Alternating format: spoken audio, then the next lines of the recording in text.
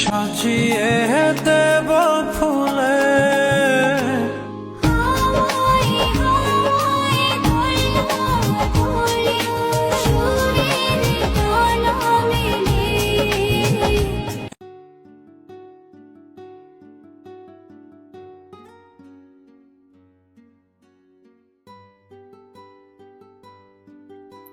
Good morning friends, जय श्री राम। तो मेरा नाम है पिंकी और मैं एक हाउस वाइफ हूँ और एक मदर भी हूँ, साथ ही साथ मैं एक एस्पिरेंट भी हूँ।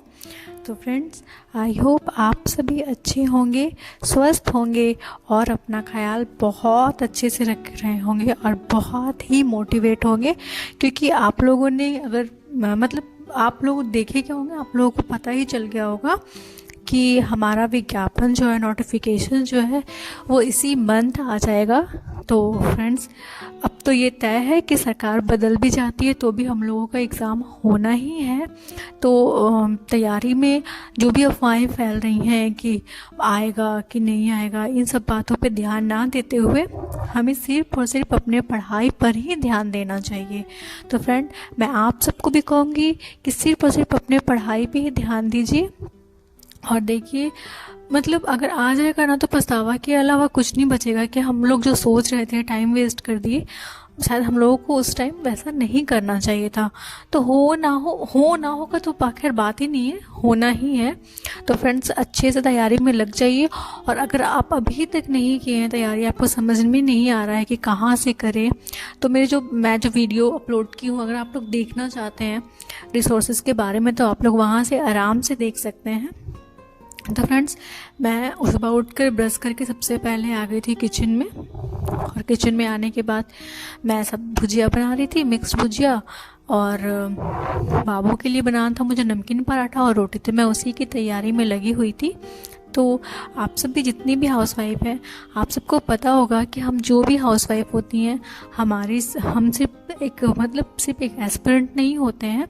हम लोगों को अपने कर्तव्य के साथ साथ हम लोगों को अपने लिए भी काम निकालना पड़ता है। तो सबसे पहले तो हमारी रिस्पॉन्सिबिलिटी होता है, अगर आपकी बेबी है सबसे पहले रिस्पॉन्सिबिलिटी होता है आपके बच्चे। तो मैंने सबसे पहले उठकर उसी के लिए आ जाती हूँ यहाँ पे किचन में। उसके बाद अगर आप मेरे पहले से भी उठोगे तो आपको पता होगा कि मैं सभी कामों को करने के बाद पढ़ने के लिए जाती हूँ। तो फ्रेंड्स, मैं यहाँ पे आ गई थी सबसे पहले किचन में, और किचन में काम करने के बाद जैसे कि किचन में मैं आती हूँ ना फ्रेंड, तो मैं सुबह का सारा काम कर लेती हूँ। जैसे सुबह में नाश्ता हो गया, जो भी जितना भी काम होता है, फ्रूट्स वगैरह, लंच पैक करना, बॉटल पैक करना, मैं सब कुछ कर लेती हूँ। सब कुछ करने के बाद मैं यहाँ से तुरंत फिर जाती हूँ, फिर बउआ को ब्रश करवाती हूँ। ब्रश करवाने के बाद उसे रेडी करना, खिलाना, फिर उसके बाबा उसे ना थोड़ा सा घुमाने के लिए ले जाता है। रेडी हो जाने के बाद फिर वो घूमने चला जाता है। तब तक मैं क्या करती हूँ कि मैं खुद नहाने के लिए चली जाती हूँ, रूम वगैरह अरेंज करके, क्योंकि सुबह में तो सबको लोग सोए ही रहते हैं जब मैं उठती हूँ। तो मैं जो बेड होता है, बेड को मैं अरेंज नहीं करती हूँ उस समय, सब बनाने के बाद ही जा करके अरेंज करती हूँ। अरेंज करने के बाद फिर मैं झाड़ू वगैरह जो भी मेरा काम होता है मैं जल्दी से कर लेती हूँ। करने के बाद फिर मैं नहाई, पूजा की। उसके बाद लगभग रोज़ मेरा 10 बज ही जाता है, क्योंकि बाबू में भी मुझे समय लगता है। अगर आप एक मदर होंगी तो आपको पता होगा कि बच्चे को करना ना काम करने से ज़्यादा मुश्किल है, क्योंकि बच्चे सुनते नहीं हैं। पकड़ो इधर, पकड़ो तो उधर भागते हैं, उधर पकड़ो तो इधर भागते हैं। तो बस खैर, ये सब तो रोज़ का काम है। ये सब पे उतनी ध्यान ना देते हुए जो हमारा भी मेन फोकस होना चाहिए वो होना चाहिए अपने स्टडी की ओर। तो फ्रेंड्स, एकदम कुछ भी हो, अपने पढ़ाई पे एकदम फोकस कीजिए एकदम। अगर आपके पास छोटा बेबी है तो जब बच्चा सो जाता है, मैं जानती हूँ कि बच्चे के साथ पढ़ना बहुत मुश्किल है, क्योंकि मैं भी उस दौर से गुजरी हूँ, ऐसी बात नहीं है। और उस समय मैं भी प्रिपरेशन ही कर रही थी, तो मुझे कितनी परेशानी होती थी ये मैं ही जानती हूँ। तो मैं ऐसा तो नहीं कहूँगी कि आसानी है, लेकिन हाँ, उस स्थिति में मैंने भी हार नहीं माना था, मैं भी पीछे नहीं हटी थी। तो मैं आप सबसे भी कहूँगी कि पीछे तो मत हटिए और ना ही हार मानिए। बहुत ना सही, आपके पास जितना समय है आप उतना ही दीजिए। देखिए, बहुत लोग होते हैं ना कि दिन भर पढ़ते हैं, बहुत लोग होते हैं जो बहुत कम पढ़ते हैं, लेकिन उनका हो जाता है, क्योंकि आप जितने देर पढ़ते हैं ना फ्रेंड, आप उसको अच्छे से बस पूरा ध्यान को लगा करके पढ़िए, टेंशन लिए बिना पढ़िए, देखिएगा आपको भी पता नहीं चलेगा। और अभी तो फ्रेंड बहुत अच्छी खासी टाइम है हमारे पास, लगभग 5 मंथ है, तो इतना काफ़ी है मतलब हमारी तैयारी के लिए। अगर अच्छे से तैयारी करते हैं तो हम आराम से अपनी प्रिपरेशन को बहुत अच्छा कर सकते हैं। गुड मॉर्निंग फ्रेंड्स, तो मैं आ गई हूँ अपने फर्स्ट स्टडी स्लॉट के लिए और मैं पढ़ूंगी अभी ज्योग्राफी। तो चलिए मैं अपना टाइमर ऑन कर देती हूँ।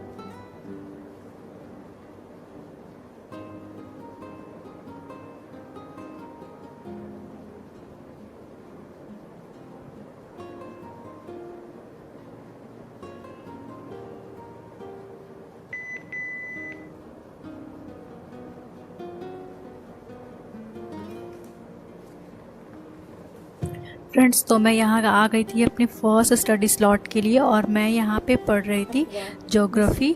तो फ्रेंड्स, आप सबको पता है मुझे ना ज्योग्राफी में मैं आज से स्टार्ट की हूँ अपवाह तंत्र। तो आप सबको पता है मुझे ना अपवाह तंत्र ना बिल्कुल भी पसंद नहीं है। वो मतलब इतना ज़्यादा वास्ट है ना, मुझे बहुत, एक तो वो मुझे पता नहीं क्यों मुझे बहुत बोरिंग लगता है, मगर पढ़ना तो है क्योंकि 2 क्वेश्चंस लगभग हर बार तैयारी में आए ही हैं, तो मुझे पढ़ना तो था ही और मैं उसी में लगी हुई थी। मतलब क्या बोलूँ फ्रेंड, इतना ज़्यादा वास्ट है ना ये अपवाह तंत्र की, मैं आपको क्या ही बोलूँ। तो मैं उसी को लगी थी याद करने में, और मैं अपना सारा काम करने के बाद, हेयर ऑयलिंग करने के बाद सोची कि चलो अब चलते हैं पढ़ने के लिए ही। तो यहाँ पे मैं उसी में लगी हुई हूँ। फिर पढ़ते पढ़ते मुझे ऐसा लगा कि नहीं, मतलब मैं जब पढ़ रही थी तो मुझे लगा कि एक बार ना मुझे 11th का जो NCERT है मुझे एक बार देख लेना चाहिए। तो मैं जब उसको देखी ना, तो उसमें से कुछ कुछ जैसे क्वेश्चंस है, तो मतलब मुझे लगा कि नहीं, उसमें से भी मुझे कुछ कुछ नोट्स बना लेने चाहिए। तो मैंने उसको भी पढ़ा, सोचा कि मैं चलो पहले इसको थोड़ा सा पढ़ लेती हूँ, उसके बाद मैं NCERT को भी, क्योंकि एक चैप्टर की बात ही है तो मैं उसको भी नोट्स, उसका भी नोट्स बना ही लूँगी। तो क्योंकि ना फ्रेंड मुझे ना कुछ कुछ कन्फ्यूज़न हो रहा था, तो मैं सोची कि नहीं, मैं NCERT को पक्का पढ़ ही लेती हूँ, क्योंकि आप सबको तो पता है मैं NCERT पे ही ज़्यादा फोकस करती हूँ। तो फ्रेंड्स मैं उसी को, मैं सोची कि चलो शाम में मैं उसे पढ़ लूँगी। मतलब आज मुझे अपवाह तंत्र ही पूरा दिन पढ़ना था, मैंने ये सुबह में ही सोचती थी और मैं लग गई थी अपने पढ़ाई में। तो फ्रेंड्स उसमें जैसे कि आप पढ़ेंगे जब क्लास 11th की NCERT अपवाह तंत्र, मतलब जो हमारे देश की जो नदियाँ हैं, कितना परसेंट बंगाल की खाड़ी में, कितना परसेंट अरब सागर में, मतलब टोटल कितना करती हैं अपने जल को विसर्जित, उसका दिया हुआ। तो मैं वही सब लिखने में लग गई थी कि चलो चलती, और 1 घंटा 20 मिनट की पढ़ाई पूरी। तो फ्रेंड्स जैसा कि आप सब जानते हैं कि मैं अपने फर्स्ट स्टडी स्लॉट में 1 घंटा 20 मिनट की पढ़ाई की हूँ, और मैं फिर चली गई थी किचन में दोपहर का लंच बनाने के लिए। और फ्रेंड मेरे से गड़बड़ी ये हो गई है कि मैंने मतलब स्टॉप के जगह पे मैंने ना रीसेट का बटन दबा दिया था, तभी तो मेरा टाइमर हो चुका है ऑफ। चलिए तो फिर मेरा टाइमर फिर से स्टार्ट होगा। तो ये देखिए मेरा सेकंड स्टडी स्लॉट, जो कि बाद में मैं ऐड कर दूंगी।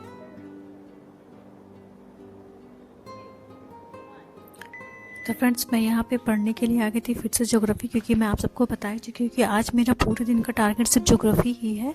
तो मैं अभी सर वाले नोट्स को ही पढ़ रही थी, और मैं यहाँ पे जैसे कि इसमें जैसे जो कि हमारे बुक में भी दिया हुआ है, बुक वाला ही सर इसमें लिखवाए हैं। तो फ्रेंड्स यहाँ पे जैसे कि मैं पढ़ना स्टार्ट कर दी थी अपवाह के प्रतिरूप, जो कि क्लास 11th में दिए हुए हैं, जो कि फ्रेंड अभी तक में ना 2 बार हमारे में क्वेश्चन भी आए हैं। मैं आपको एक बता देती हूँ, क्वेश्चन भी आपको, अगर आप पहले दिए होंगे या आपके पास क्वेश्चन होंगे तो आपको याद आ जाएगा कि नदी का ऑप्शन दिया हुआ था और लिखा हुआ था कि इसमें से कौन सी नदी है जो वृक्षाकार अपवाह प्रतिरूप का उदाहरण है।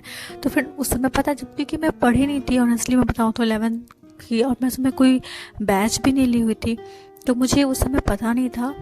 लेकिन मैं अभी फ़िलहाल तो मुझे पता चल गया है कि जो अपवाह प्रतिरूप है वो 5 टाइप के होते हैं।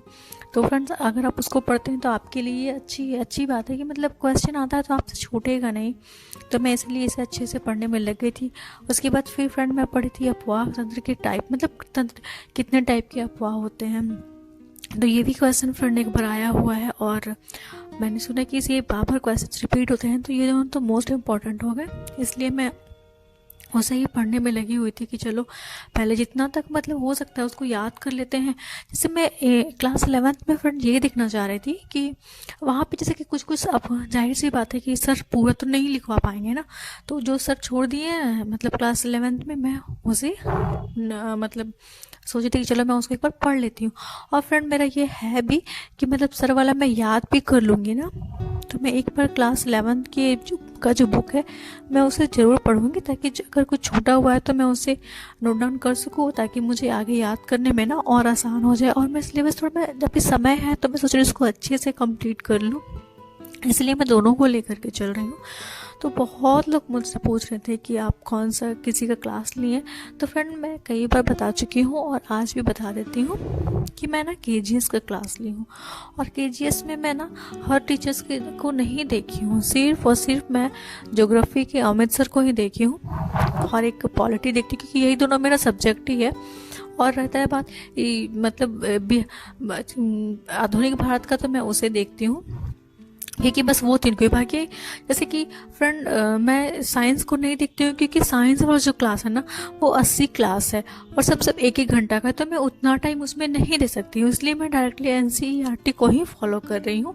और उसके साथ मैंने जो आपके साथ मतलब मैं जितने भी सोर्सेस आप लोगों के साथ शेयर किए हूँ, मैं हूबहू वही सोर्सेस को फॉलो कर रही हूँ। मैं उधर उधर होता नहीं कि आप लोग कुछ, मैं वैसा कुछ नहीं कर रही हूँ। मैं सिंपली मतलब जो मैं आप लोगों के साथ शेयर की हूँ बस मैं उसे ही फॉलो कर रही हूँ। और देखिए मैं जल्द ही इसको कंप्लीट भी कर लूँगी सबको। जो कंप्लीट करने के बाद मेरा तो है कि पहले मैं स्टार्ट कर दूँगी अपना सेट लगाने के लिए। जब भी मैं सेट लगाऊंगी तो मैं आप लोगों के साथ शेयर ज़रूर करूँगी। और यहाँ पर मुझे नींद आ रही थी, लेकिन आप सबको तो पता है कि हम लोगों को टाइम कम मिलता है, तो सोना तो खैर दूर की बात है। तो मैं यहाँ पे बोली कि नहीं चलो अभी स्टार्ट करते हैं इसे कोई। उसके बाद फिर फ्रेंड मैं उस समय 1 घंटा 2 मिनट की पढ़ाई की थी, तो फिर मैं आ गई थी अपने लास्ट स्टडी स्लॉट के लिए। और मैं आप लोगों को बता चुकी हूँ कि मैं क्लास 11th की नोट्स को बनाऊंगी अपवाद अंदर को, तो मैं उसे ही बनाने में लग गई हूँ। मेरे पास बुक नहीं है, तो मेरे पास मोबाइल जो है ना, मोबाइल में मैं डाउनलोड कर चुकी हूँ उस ऐप को, तो मुझे बनाना मतलब फटाफट मैं पढ़ती जाती हूँ। और चूँकि सर आधा लिखवा ही चुके हैं, कुछ कुछ जो छूटा हुआ है बस उसे ही लिखना है, फिर भी मैं लिखना स्टार्ट कर रही थी। और लिखते लिखते फिर मैं लिखना स्टार्ट की, तो बगल में बाबू का भी एग्ज़ाम है, आप सबको पता ही होगा, तो बाबू भी पढ़ रहा था। तो वो बोला कि मैं उसे एक बार दे देती हूँ, फिर वो पढ़ता है, फिर वो मुझे बीच में चेक करवाता है। तो मैं सोची कि चलो दोनों बैठे थे शाम में, फिर मैं खाना वगैरह सब जैसे कि सब्जी बना लेती हूँ, दूध वगैरह जो भी काम होता है मैं उसे कर लेती हूँ। और मैं आ जाती हूँ पढ़ने के लिए, क्योंकि मेरे हस्बैंड अभी नहीं आते हैं।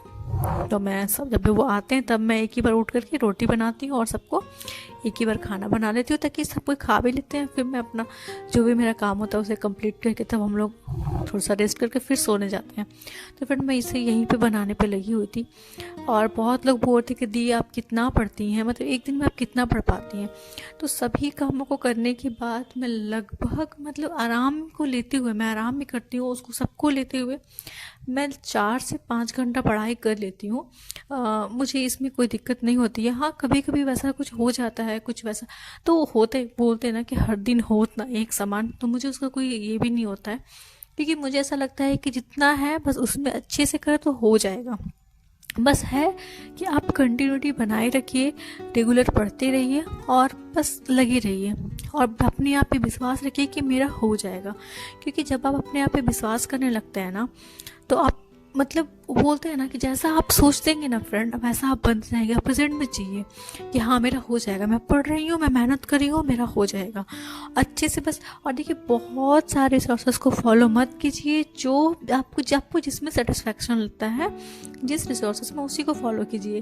आप चाहे जिसका भी हो, बैच लिए हो, जो भी हो, उसको फॉलो कीजिए, बहुत अच्छे से फॉलो कीजिए और बस अपना रखिए कि हाँ। और उसको बार बार पढ़िए, रिवीजन कीजिए, आगे बढ़िए, रिवीजन कीजिए, मतलब उसको बस पढ़ते जाइए, देखिएगा आपको बहुत अच्छा मार्क्स आ जाएगा, बहुत अच्छा।